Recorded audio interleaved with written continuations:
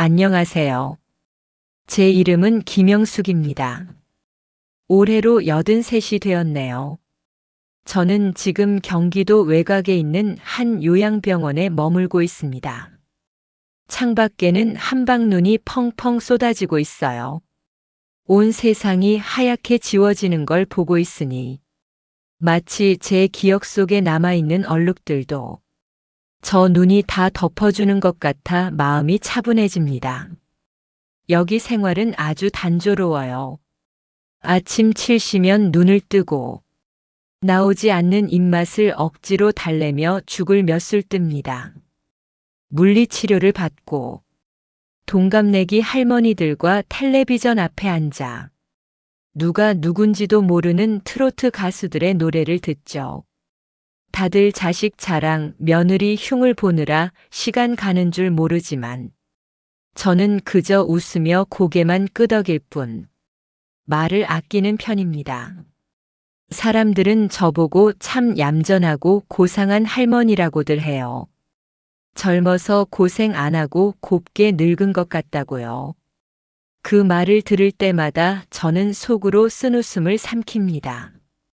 제 속이 얼마나 새카맣게 타들어갔는지, 제 인생이 얼마나 모진 풍파에 찢기고 기워졌는지 아무도 모르니까요. 제 침대 머리맡 서랍 깊숙한 곳에는 누렇게 변색된 낡은 시집이 한 권 있습니다. 표지는 다 닳아서 너덜너덜해졌고 종이에서는 퀴퀴한 곰팡이 냄새가 나지만 제게는 이 세상 어떤 보석보다 귀한 보물입니다. 요양보호사 선생님들이 청소하다가 버리려 할 때마다 제가 얼마나 화를 냈는지 몰라요.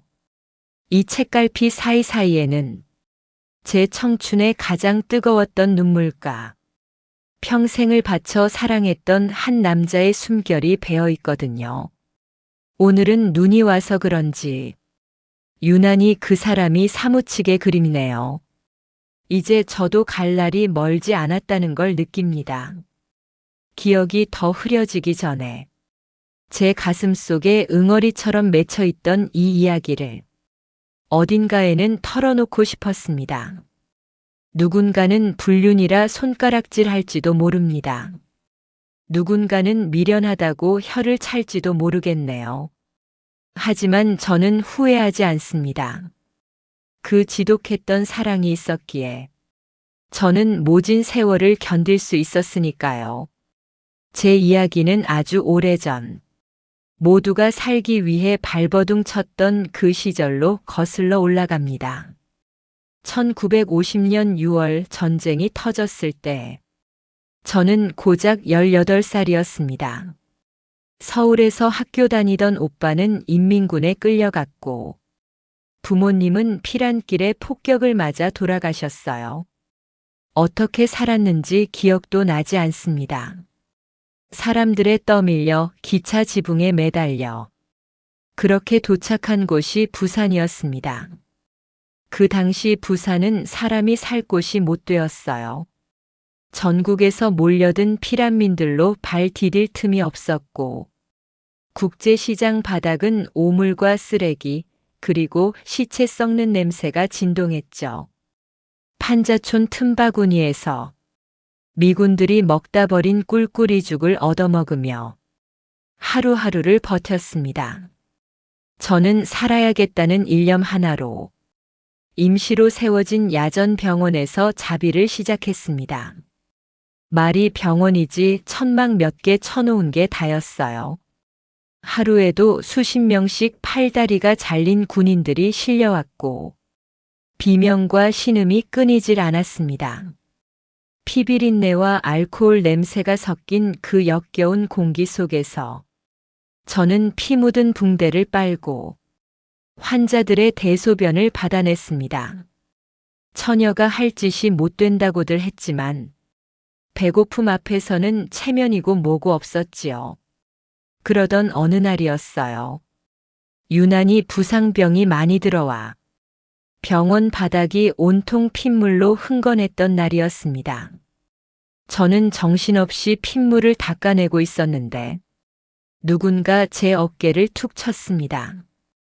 고개를 들어보니 피로 얼룩진 하얀 가운을 입은 한 의사 선생님이 서 있었어요. 그게 유 선생님과의 첫 만남이었습니다. 아가씨, 여기 붕대 좀 꽉 잡아주게. 지혈이 안 돼. 그의 목소리는 다급했지만 이상하게도 낮고 부드러운 울림이 있었습니다. 저는 얼떨결에 그가 가리키는 환자의 허벅지를 눌렀습니다. 따뜻하고 끈적한 피가 제 손가락 사이로 솟구쳐 올랐죠. 겁이 나서 손이 벌벌 떨리는데 선생님이 제 손 위로 자신의 큰 손을 겹쳐 잡았습니다. 괜찮아. 무서워하지 마. 자네가 놓으면 이 사람 죽어. 내 눈을 봐. 그때 마주친 그 눈빛을 저는 죽는 날까지 잊을 수 없을 겁니다. 피로에 쩔어 퀭하고 충혈되어 있었지만 그 속에는 말로 설명할 수 없는 깊은 슬픔과 사람을 살리겠다는 뜨거운 의지가 타고 있었어요. 그 눈빛에 홀린 듯 저는 공포를 잊고 젖먹던 힘까지 다해 지혈을 했습니다. 수술은 성공적으로 끝났고 환자는 목숨을 건졌습니다. 수술실 밖으로 나와 마스크를 벗은 선생님의 얼굴은 생각보다 훨씬 젊고 지쳐 보였어요. 그는 주머니에서 담배를 꺼내 물려다 말고 저를 보며 씩 웃었습니다. 이름이 뭔가? 손이 아주 야무지던데. 영숙입니다. 영숙씨, 오늘 큰일 했어. 사람 하나 살린 거야. 그 한마디가 제 가슴에 쿵 하고 박혔습니다. 부모님 잃고 고아로 떠돌며 천덕꾸러기 취급만 받던 저에게 처음으로 건네진 따뜻한 인정이었으니까요. 그날 이후로 저는 유 선생님의 전담 보조가 되었습니다. 선생님은 내과 전문이었지만 전시 상황이라 외과 수술도 마다하지 않으셨어요. 밤샘 수술이 끝나고 쪽잠을 주무실 때면 저는 몰래 선생님의 낡은 구두를 닦아놓고 식은 주먹밥을 데워놓곤 했습니다. 선생님은 틈날 때마다 작은 수첩에 무언가를 끄적이셨어요. 처음에는 환자 차트인 줄 알았는데 나중에 알고 보니 시를 쓰고 계셨더군요. 선생님, 그게 뭐예요? 제가 물으면 선생님은 쓸쓸하게 웃으며 대답하셨죠. 유언장 같은 거야. 이 지옥 같은 세상을 기록해두는 거지. 언젠가 봄이 오면 누군가는 읽어주지 않겠나? 알고 보니 선생님에게는 서울에 두고 온 가족이 있었습니다. 만삭인 아내와 어린 아들이 있었는데 피란길에 흩어져 생사도 모른다고 했습니다. 그 이야기를 들었을 때 제 가슴 한구석이 찌릿하게 아려왔던 건 왜였을까요? 동정심이었는지 아니면 주제넘은 질투였는지 그때는 저도 제 마음을 알 수 없었습니다. 겨울이 깊어지면서 부산의 밤바람은 살을 애는 듯 했습니다. 난로 하나 없는 천막 병원에서 우리는 서로의 입김에 의지해 언손을 녹였습니다. 어느 눈 내리는 밤, 정전이 되어 사방이 캄캄해졌을 때 선생님이 촛불을 켜고 제게 시를 읽어주셨어요. 러시아 시인 파스테르나크의 시라고 했던 것 같아요. 삶이 그대를 속일지라도 슬퍼하거나 노여워하지 말라. 그 낮고 중후한 목소리가 제 귓가를 파고들어 얼어붙은 마음을 녹여주었죠. 선생님의 그림자가 천막 벽에 길게 흔들리는 걸 보면서 저는 저도 모르게 생각했습니다. 이 전쟁이 영원히 끝나지 않았으면 좋겠다고. 이 지옥 같은 곳이라도 좋으니 선생님 곁에 아주 오래오래 머물고 싶다고요. 미친 생각이었죠. 죄받을 생각이었습니다. 하지만 사랑이라는 게 원래 그렇게 예고도 없이 염치도 없이 찾아오는 거더라고요. 그렇게 위태롭고 아슬아슬했던 부산에서의 겨울이 지나고 봄 기운이 돌 무렵 우리의 운명을 뒤흔들 사건이 터지고 말았습니다. 선생님의 아내 되시는 분이 어린 아들을 업고 병원으로 찾아온 겁니다. 죽은 줄만 알았던 가족이 살아 돌아왔으니 축복받아야 할 일이었죠. 하지만 멀리서 그 광경을 지켜보던 저는 다리가 풀려 그 자리에 주저앉고 말았습니다. 선생님이 아내를 부둥켜 안고 우는 모습을 보면서 비로소 깨달았습니다. 아, 나는 낄 자리가 없구나. 이 사람은 내 사람이 아니구나. 잠시 꾼 꿈이었구나. 가슴이 찢어지는 것 같다는 말이 무슨 뜻인지 그때 처음 알았습니다. 숨을 쉴 때마다 심장에 유리 조각이 박히는 것처럼 아팠어요. 저는 도망치듯 병원을 빠져나왔습니다. 선생님께 작별 인사조차 하지 못했지요. 제 꼴이 너무 비참해서 행여나 선생님이 저를 보며 난처해 하실까봐 그게 두려워서 무작정 달렸습니다. 국제시장 인파 속으로 숨어들며 저는 맹세했습니다. 다시는 그 사람을 찾지 않겠다고. 이 마음은 부산 앞바다에 던져버리고 죽은 듯이 살겠다고요. 하지만 사람의 인연이라는 게 그렇게 쉽게 끊어지는 게 아니었습니다. 신은 저에게 더 가혹한 시련과 더 치명적인 기쁨을 동시에 예비해 두고 계셨으니까요. 그로부터 5년 후 전쟁이 끝나고 서울로 돌아와 동대문 시장에서 옷 장사를 하며 억척같이 살고 있을 때였습니다. 비가 억수같이 쏟아지던 여름날, 물건을 떼러 갔다가 돌아오는 버스 정류장에서 저는 믿을 수 없는 뒷모습을 보고 말았습니다. 익숙한 어깨, 약간 구부정한 등, 그리고 빗소리 사이로 들려오는 기침 소리. 우산도 없이 비를 맞으며 서 있는 그 남자는 분명 유 선생님이었습니다. 심장이 멎는 것 같았습니다. 도망쳐야 한다는 이성과 달려가 안기고 싶다는 본능이 머릿속에서 전쟁을 치렀습니다. 하지만 제 발은 이미 그를 향해 움직이고 있었어요. 선생님, 떨리는 목소리로 불렀을 때 그가 천천히 뒤를 돌아보았습니다. 5년이라는 세월이 흘렀지만 그 눈빛만은 여전했습니다. 나를 꿰뚫어 보던, 나를 살게 했던 그 눈빛. 영숙 씨, 살아있었군. 살아있었어. 그 한마디에 지난 5년간 꾹꾹 눌러왔던 댐이 터지듯 눈물이 쏟아져 내렸습니다. 우리는 빗속에서 한참을 서로 바라만 보았습니다. 그날 우리가 버스를 타지 않았더라면, 차라리 모른 척 지나쳤더라면 제 인생은 조금 더 평탄했을까요? 아니요. 그랬다면 저는 평생을 껍데기처럼 살았을 겁니다. 그 재회는 제 인생의 두 번째 막이 오르는 신호탄이었습니다. 그리고 동시에 파멸을 향해 달려가는 폭주 기관차에 올라탄 순간이기도 했지요. 그날 억수같이 쏟아지던 빗줄기는 마치 하늘이 우리의 재회를 위해 쳐놓은 거대한 커튼 같았습니다. 우리는 비를 피한다는 핑계로 종로 뒷골목의 허름한 다방으로 들어갔습니다. 삐걱거리는 나무 바닥, 뿌연 담배 연기, 그리고 낡은 축음기에서 흘러나오던 샹송. 그 모든 것이 현실이 아닌 듯 몽롱하게 느껴졌어요.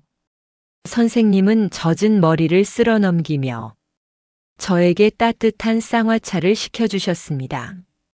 찻잔을 쥔 제 손이 덜덜 떨리는 것을 보셨는지 선생님은 말없이 자신의 손수건을 꺼내 제 손을 덮어주셨죠. 미안하네, 영숙 씨. 그때 인사도 못하고 보내서 평생 마음에 돌덩이처럼 얹혀 있었어. 그의 목소리는 5년 전보다 훨씬 더 깊고 쓸쓸해져 있었습니다. 저는 아무 말도 할 수가 없었어요. 목구멍까지 차오른 수만 가지 질문들을 삼키며 그저 고개만 저었지요. 살아있어줘서 고맙다는 말, 그 말 한마디면 충분했으니까요. 그날 이후 우리는 죄인처럼 사랑했습니다. 남들의 시선이 닿지 않는 곳, 빛이 들지 않는 그늘진 곳만이 우리가 숨 쉴 수 있는 유일한 세상이었습니다. 선생님은 대학병원에서 일하고 계셨지만 병원 내부의 권력 다툼과 의사로서의 양심을 지키기 힘든 현실 때문에 많이 지쳐 계셨어요. 집에서는 아내와의 불화로 말 한마디 섞지 않는 냉랭한 나날을 보내고 있다고 했습니다. 전쟁통에 잃어버릴 뻔했던 가족을 다시 만났지만 이미 벌어진 마음의 틈은 메워지지 않았던 거겠죠. 그 틈 사이로 제가 비집고 들어간 겁니다. 비겁하다고 욕하셔도 좋습니다. 남의 가정 파탄낸 년이라고 손가락질 하셔도 저는 변명하지 않겠습니다. 하지만 여러분, 사랑이라는 게 내 의지대로 켜고 끄는 스위치가 있는 게 아니더군요. 그 사람이 힘들어서 어깨가 축 처져 있을 때, 그 퀭한 눈으로 허공을 응시할 때 제가 해줄 수 있는 게 곁에 있어주는 것뿐이라면 저는 지옥불에 떨어져도 좋다고 생각했습니다. 우리는 주로 제가 장사하는 동대문 시장 근처의 작은 국밥집이나 남산 기슭의 인적 드문 벤치에서 만났습니다. 선생님은 저를 만날 때마다 품속에서 구겨진 종이 뭉치를 꺼내 보여주셨어요. 거기엔 알 수 없는 의학 용어들 사이에 저를 향한 마음을 은유적으로 표현한 짧은 시들이 적혀 있었습니다. 폭격맞은 폐허에도 꽃은 피는데 내 가슴 속 돌무덤 사이로 그대라는 이름의 들꽃 하나가 피었네. 저는 글도 잘 모르는 무식한 여자였지만 그 시를 읽어주는 선생님의 목소리를 들으면 가슴이 벅차올라 밥을 안 먹어도 배가 불렀습니다. 선생님은 저에게 세상의 전부였고 저의 대학이었으며 저의 종교였습니다. 제가 시장 바닥에서 억척스럽게 옷을 팔며 손님들에게 욕을 먹고 돈 몇 푼의 아귀 다툼을 벌이다가도 저녁에 선생님을 만나면 저는 다시 순수했던 18살 소녀로 돌아갈 수 있었습니다. 그는 제 거칠어진 손을 부끄러워하지 않고 잡아주었고 땀 냄새 나는 제 머리칼에 코를 묻고 영숙 씨에게서는 살아있는 냄새가 나. 흙냄새 같은. 일하며 웃어주었습니다. 그렇게 우리의 비밀스러운 행복이 영원할 줄 알았습니다. 하지만 꼬리가 길면 잡히는 법이고 달콤한 꿈은 깰 때 더 비참한 법이지요. 제 주위에는 늘 저를 눈독 들이던 한 남자가 있었습니다. 시장 상인들 사이에서 박 사장이라 불리던 사람이었죠. 그는 전쟁 때 미군 부대에서 흘러나온 물건들을 팔아 큰 돈을 번 사람이었는데 돈 냄새와 깡패 기질이 다분한 사람이었습니다. 제 옷 장사를 뒤봐준다는 명목으로 수시로 가게에 들러 집적거리곤 했어요. 어이 김야, 오늘 장사 잘 됐어? 나랑 가서 소주나 한잔하지? 저는 늘 싫은 내색을 하며 그를 피했지만 박 사장은 끈질겼습니다. 그는 동물적인 감각이 있는 사람이었어요. 어느 날부터인가 제 얼굴에 생기가 돌고 가게를 일찍 비우는 날이 많아지자 그는 의심의 눈초리로 저를 감시하기 시작했습니다. 그러던 어느 늦가을 저녁이었습니다. 선생님과 저는 종로의 한 여관방에 있었습니다. 밖에는 추적추적 가을비가 내리고 있었고 우리는 좁은 방 안에서 서로의 체온에 기대어 불안한 미래에 대해 이야기하고 있었어요. 영숙 씨 나 병원을 그만둘까 해. 네? 아니, 왜요, 선생님? 더 이상 견딜 수가 없어. 환자를 돈으로만 보는 이사장도 역겹고 무엇보다 당신에게 떳떳하지 못한 내 자신이 너무 싫어. 우리 아무도 모르는 곳으로 가서 살까? 시골에 가서 작은 의원 하나 차리고 당신은 텃밭이나 가꾸면서 그렇게 살면 안 될까? 그 말을 듣는 순간 심장이 덜컥 내려앉으면서도 한편으로는 미칠 듯한 희열이 솟구쳤습니다. 이 사람도 나와 같은 생각을 하고 있구나. 이 지긋지긋한 현실을 버리고 싶어 하는구나. 하지만 제가 대답하기도 전에 방문이 거칠게 열리며 검은 그림자들이 들이닥쳤습니다. 야, 이 새끼야. 내 놈이 의사 나부랭이냐? 박 사장이었습니다. 그는 깡패들을 대동하고 여관방을 급습한 겁니다. 선생님은 저를 보호하려 몸을 날렸지만 건장한 사내들을 당해낼 수는 없었습니다. 박 사장은 선생님의 멱살을 잡고 벽으로 밀쳤습니다. 이 번지르란 놈이 남의 여자 데리고 뭐 하는 짓이야? 게다가 유부남이라며? 내가 뒷조사 다 해봤지. 내 마누라가 누구 딸인지도 알고 내가 다니는 병원 원장이 누군지도 다 알아. 선생님의 얼굴이 하얗게 질렸습니다. 맞는 것은 두렵지 않았을 겁니다. 하지만 자신의 치부가 그리고 저라는 존재가 세상에 까발려지는 것에 대한 공포가 그를 얼어붙게 만들었죠. 저는 박 사장의 바짓가랑이를 잡고 빌었습니다. 사장님 제발요. 이러지 마세요. 제가 잘못했어요. 이분은 아무 잘못 없어요. 제가 꼬신 거예요. 박 사장은 비릿한 웃음을 흘리며 제 머리채를 휘어잡았습니다. 김양, 너 내가 우습게 보이지?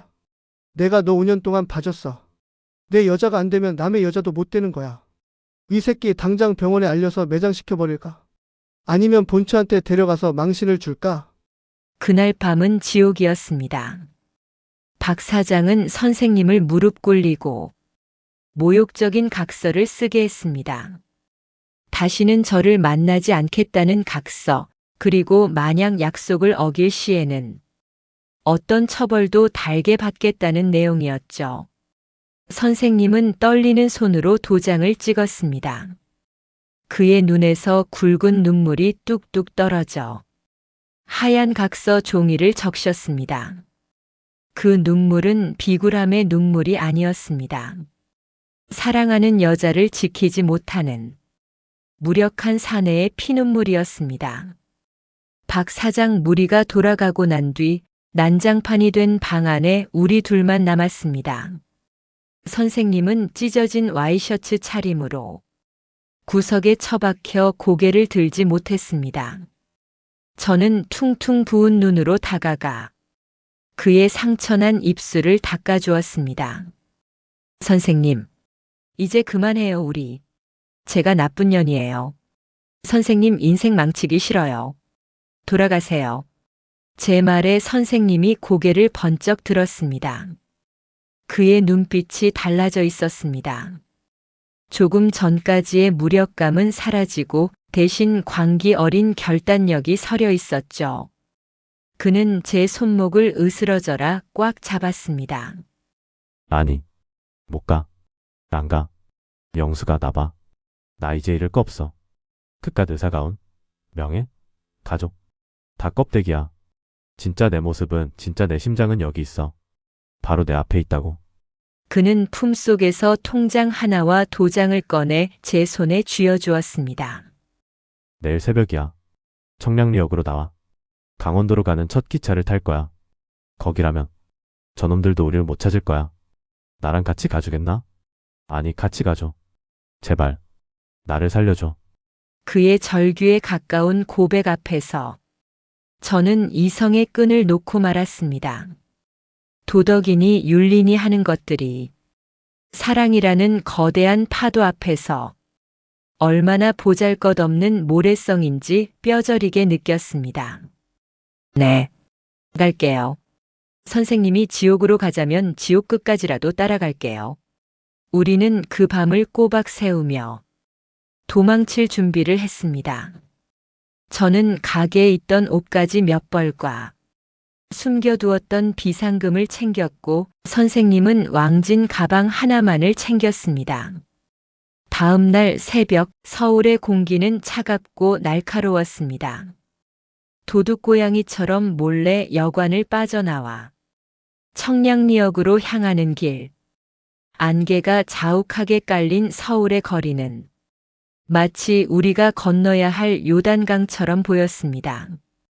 박 사장의 감시 눈길이 어디선가 번뜩이고 있을 것만 같아 심장이 터질 듯 뛰었습니다. 골목을 돌 때마다 누군가 튀어나와 우리의 앞길을 막을까봐 선생님의 코트 자락을 생명줄처럼 잡고 걸었습니다.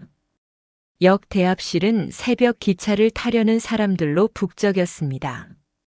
우리는 모자를 푹 눌러쓰고 구석진 자리에 앉아 기차를 기다렸습니다. 개찰구가 열리고 플랫폼으로 나가는 문이 열리는 순간 선생님이 제 손을 낚아채듯 잡고 뛰기 시작했습니다. 뛰어, 영수가. 뒤돌아보지 말고 뛰어. 우리는 달렸습니다. 숨이 턱끝까지 차올랐지만 멈출 수 없었습니다. 이 기차를 타면 우리는 자유가 되지만 놓치면 영원히 끝이라는 걸 알았으니까요. 기적 소리가 길게 울리고 칙칙폭폭 증기기관차가 하얀 김을 내뿜으며 서서히 움직이기 시작했습니다. 우리는 간신히 짐을 던져 올리고 달리는 기차의 난간을 잡고 올라탔습니다. 덜컹거리는 기차 안복도에 주저앉아 우리는 거친 숨을 몰아쉬었습니다. 서로 마주보며 웃음이 터져 나왔습니다. 그것은 안도의 웃음이자 미친 세상으로부터 탈출한 승리자들의 웃음이었습니다.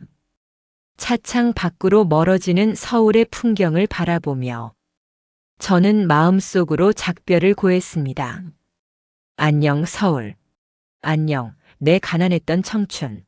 안녕 박 사장.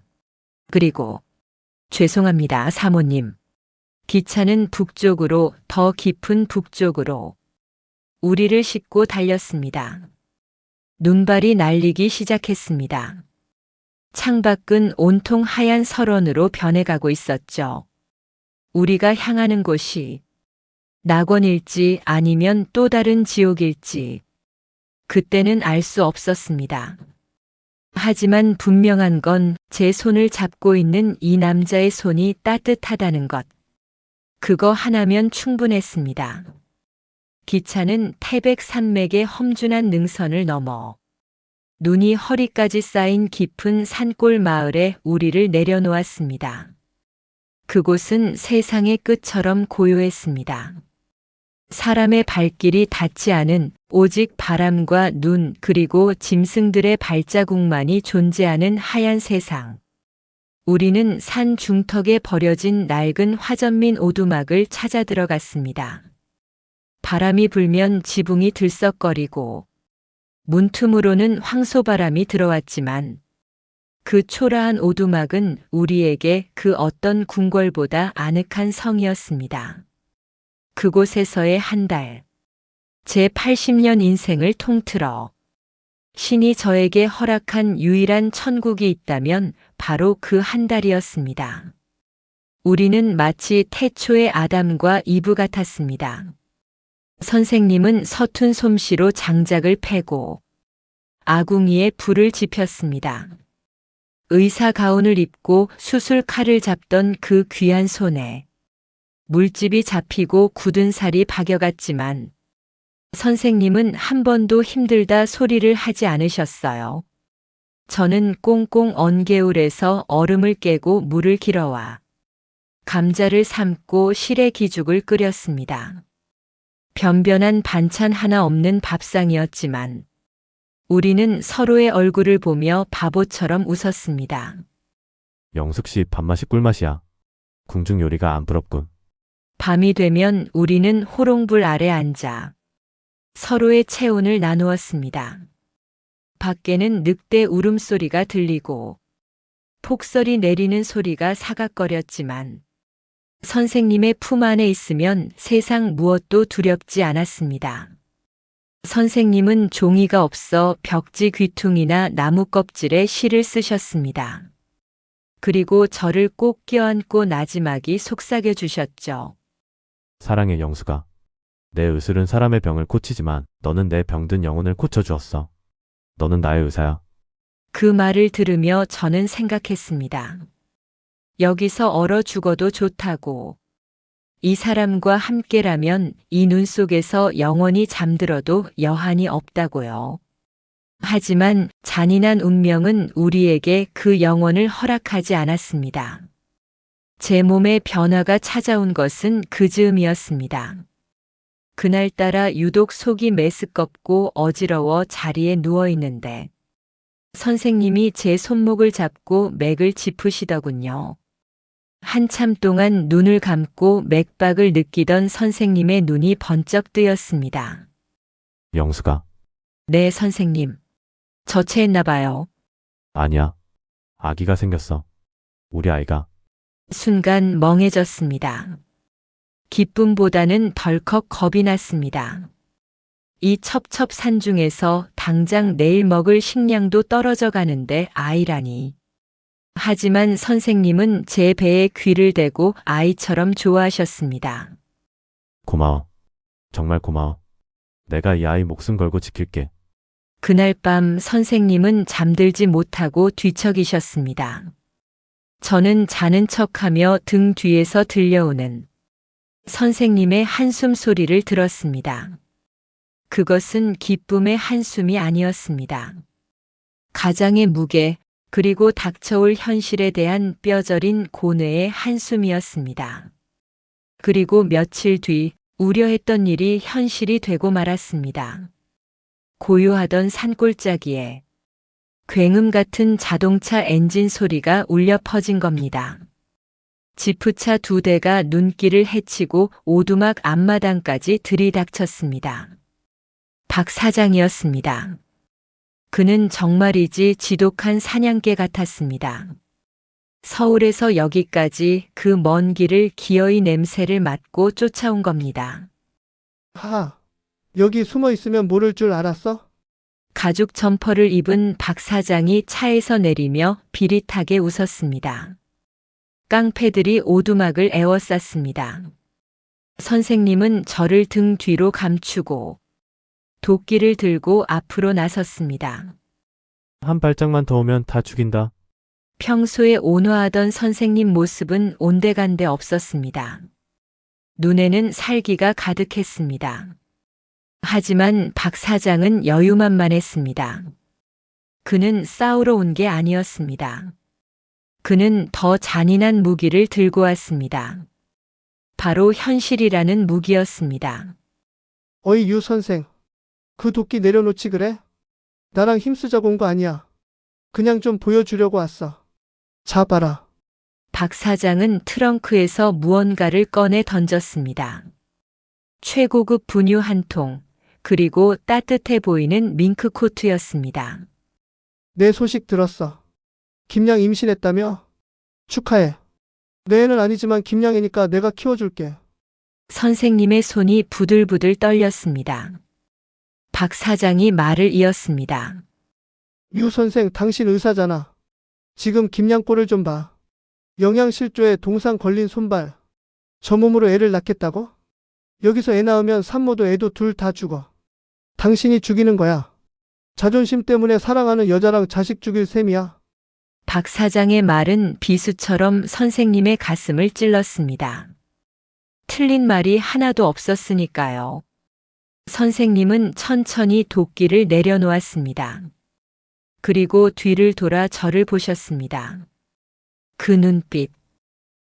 지금도 그 눈빛을 생각하면 가슴이 미어집니다. 그것은 패배자의 눈빛이 아니었습니다. 사랑하기 때문에 자신을 베어내는 결단을 내린 남자의 슬프고도 위대한 눈빛이었습니다. 영수가. 네, 선생님. 싫어요. 안 가요. 저는 본능적으로 그가 무슨 말을 하려는지 알았습니다. 그래서 고개를 마구 저으며 뒷걸음질 쳤습니다. 선생님은 다가와 제 어깨를 감싸 쥐었습니다. 내 말 잘 들어. 박 사장 따라가. 가서 따뜻한 밥 먹고 병원 가서 진찰도 받아. 싫어요. 같이 죽어도 여기서 죽을래요. 아이는 살려야지. 뱃속에 우리 아기는 살려야 할 거 아니야. 선생님이 처음으로 저에게 소리를 질렀습니다. 그리고는 이내 목소리가 젖어 들어갔습니다. 그리고 나도 갈 거야. 네, 나도 정리하고 갈 거야. 여기 있는 책이랑 짐들 챙겨서 며칠 뒤에 서울로 갈게. 박 사장이랑 얘기 끝냈어. 서울 가서 병원 다시 열게 해준대. 그러니까 당신 먼저 가서 몸조리하고 있어. 나 금방 따라갈게. 약속해. 그것은 새빨간 거짓말이었습니다. 하지만 그때의 저는 그 말이 거짓말이라는 걸 알면서도 믿고 싶었습니다. 아니, 믿어야만 했습니다. 제 뱃속에 있는 생명이 자꾸만 발길질을 해댔으니까요. 박 사장이 제 팔을 잡아 끌었습니다. 갑시다, 김양. 아니, 사모님. 이제 고생 끝내야지. 저는 질질 끌려가다시피 지프차에 올랐습니다. 차창 밖으로 선생님이 보였습니다. 눈발이 휘날리는 오두막 앞에 홀로 서서 멀어지는 저를 보고 계셨습니다. 차가 덜컹거리며 산길을 내려갈 때까지 그는 미동도 하지 않았습니다. 마치 그 자리에 박제된 나무처럼 하얀 눈사람처럼 서 있었습니다. 그것이 제가 본 그 사람의 마지막 모습이었습니다. 살아서는 다시 만나지 못할 영원한 이별의 순간이었습니다. 차 안에서 박 사장이 씌워준 밍크 코트는 따뜻했지만 제 마음은 시베리아 벌판보다 더 차갑게 얼어붙어 갔습니다. 저는 짐승처럼 울부짖으며 차창을 두드렸습니다. 선생님, 선생님, 거짓말쟁이, 따라온다며, 금방 온다며. 하지만 제 목소리는 엔진 소리에 묻혀 눈보라 속으로 흩어질 뿐이었습니다. 그렇게 저는 제 사랑을, 제 영혼을 강원도 산골짜기에 생매장하고 돌아왔습니다. 서울로 돌아온 후의 삶은 마치 흑백 영화처럼 건조하게 흘러갔습니다. 박 사장은 약속을 지켰습니다. 그는 저를 호적에 올리고 태어난 아들을 자신의 핏줄처럼 키웠습니다. 사람들은 저보고 팔자를 고쳤다고 했습니다. 돈 많은 남편 만나 사모님 소리 듣고 사니 전생에 나라를 구했냐고 비아냥거리기도 했지요. 하지만 그들은 몰랐습니다. 비단 이불을 덮고 자도 제 몸은 늘 시베리아 벌판처럼 추웠고 진수성찬을 먹어도 모래를 씹는 것 같았다는 것을요. 남편이 된 박 사장은 밖으로만 돌았습니다. 여색을 밝히고 노름을 했지만 이상하게도 저에게는 손찌검 한 번 하지 않았습니다. 그리고 아이에게만은 끔찍했습니다. 그 아이가 누구의 시인지 뻔히 알면서도 단 한 번도 의심하거나 추궁하지 않았습니다. 어쩌면 그 사람도 저를 사랑하는 방식이 서툴렀을 뿐 그만의 방식대로 저를 지키려 했던 건 아니었을까. 늙어서야 그런 생각이 듭니다. 그렇게 10년이라는 세월이 훌쩍 지났습니다. 어느 화창한 봄날이었습니다. 저는 신문 사회면 구석에 실린 조그만 부고 기사를 보고 숨이 멎는 줄 알았습니다. 의사 겸 시인 유아무개 시내버스 안에서 심장마비로 별세. 향년 45세. 그는 서울의 만원 버스 안에서 출근길에 치이는 고단한 사람들 틈에 끼어 그렇게 쓸쓸히 숨을 거두었다고 합니다. 그 소식을 듣고도 저는 장례식장조차 갈 수 없었습니다. 남편의 눈치가 보여서도 아니었고 사람들의 시선이 무서워서도 아니었습니다. 그저 그가 죽었다는 사실을 인정할 수가 없어서 가버리면 정말로 영영 끝이 될까봐 방구석에 틀어박혀 이불을 뒤집어 쓰고 짐승처럼 울었습니다. 나중에 그의 지인을 통해 유품 하나가 저에게 전달되었습니다. 바로 지금 제 무릎 위에 놓인 이 낡은 시집입니다. 자비로 출판했지만 팔리지 않아 서점 구석에 처박혀 있었다던 그 시집의 제목은 눈 내리는 간이역이었습니다. 떨리는 손으로 책장을 넘기다. 저는 그만 오열하고 말았습니다. 시집의 제일 마지막 장, Y에게라는 제목의 시 때문이었습니다. 그대 잘 살고 있는가? 나는 오늘도 붐비는 버스 창가에 기대어 그때 그 산골의 눈보라를 생각하네. 나의 비겁함이 그대를 살렸기를. 나의 떠남이 그대를 지켰기를. 살아서는 다시 못 볼 나의 사랑아. 눈이 내리면 만나자. 눈송이 하나하나가 되어 그대 창문을 두드릴 테니. 그는 알고 있었던 겁니다. 제가 박 사장을 따라간 것이 자신을 살리기 위한 선택이었다는 것을요. 그리고 그 역시 거짓말을 하고 떠난 것이 저와 아이를 살리기 위한 유일한 길이었음을 시를 통해 말하고 있었습니다. 우리는 서로를 너무나 사랑했기에 서로를 가장 잔인하게 떠나보내야 했던 겁니다. 세월은 무심하게도 빠르게 흘러갔습니다. 남편인 박 사장도 10년 전에 먼저 세상을 떠났고 이제 저만 홀로 남았습니다. 하지만 저는 외롭지 않습니다. 제 아들이, 그 사람을 쏙 빼닮은 제 아들이 지금 훌륭한 의사가 되어 환자들을 돌보고 있으니까요. 아들이 가운을 입고 웃을 때마다 저는 그 사람이 다시 살아 돌아온 것 같아 가슴이 먹먹해집니다. 이것이 저의 복수이자 제가 이 세상에 남기는 가장 위대한 사랑의 증거입니다. 다시 2025년의 겨울, 요양병원의 창가입니다. 창밖에는 여전히 눈이 내립니다. 하얀 눈송이들이 창문에 부딪혀 스르르 녹아내립니다. 선생님, 보고 계세요? 약속대로 눈이 되어 저를 찾아오셨군요. 이제 저도 갈 준비가 다 되었습니다.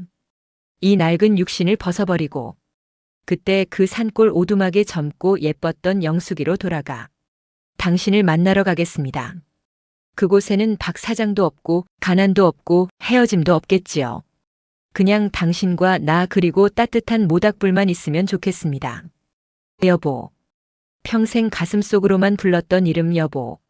조금만 기다려요. 이제 거의 다 왔어요. 이번에는 절대 당신 손 놓지 않을게요. 긴 이야기 들어주셔서 감사합니다. 이 늙은이의 주책 같은 사랑 타령이 여러분의 마음에 작은 불씨라도 지폈는지 모르겠네요. 지금 곁에 있는 사람의 손을 한 번 더 잡아주세요. 사랑할 수 있는 시간은 생각보다 그리 길지 않답니다. 그리고 혹시 마음속에 묻어둔 그리운 사람이 있다면 오늘 밤 꿈에서라도 만나시길 기도하겠습니다. 구독과 좋아요를 눌러주시면 저에게 큰 힘이 될 것 같습니다. 오랜 시간 제 이야기를 들어주셔서 정말 감사합니다. 안녕히 계세요.